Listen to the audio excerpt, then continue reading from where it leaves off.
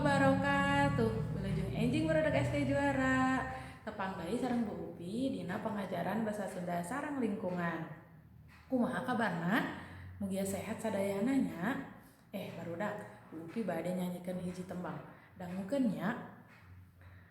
Dua soca abi pangambungna hiji, dua sampean abi make sapatu anyar, dua panangan abi kenca sareng katuhu, hiji letah abi henteu liren tuang. Aya nu terang teu? Eta teh lagu naon? Upami basa Indonesia nama eta teh judulna Dua Mata Saya. Nah, kelas 1 pasti terangnya. Kelas 2 sareng kelas 3 ge pasti terang.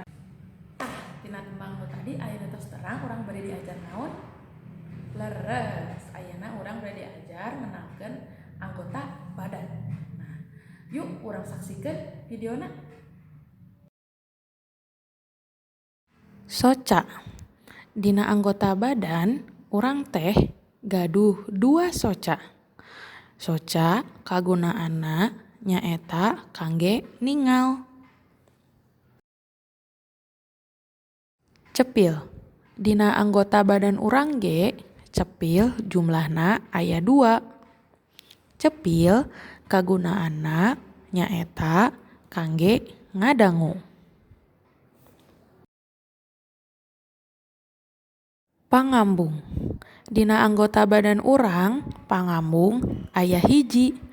Pangambung kagunaanna teh nyaeta kangge ngambeu bau. Letah. Dina anggota badan urang gaduh hiji letah.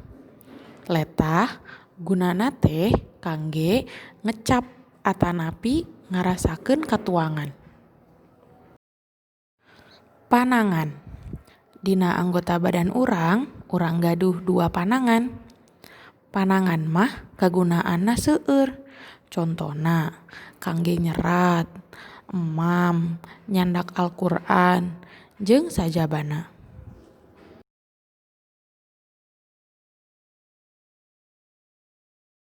Sampean.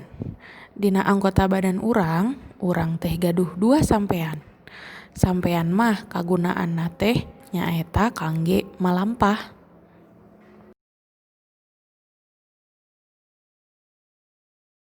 Ayeuna mah tos terangnya, aya naon wae anggota badan urang teh namina. Sip, leres, pinter pisan. Salajengna aya tugas nu kedah dikerjakeun dina lembar kerja pengajaran Basa Sunda sareng lingkungan. Dicek di map masing-masingnya. Mung sakitu pengajaran Basa Sunda sareng lingkungan dinten ieu ti Bu Upi. Punten bilih aya kalepatan. Hatur nuhun. Assalamualaikum warahmatullahi wabarakatuh.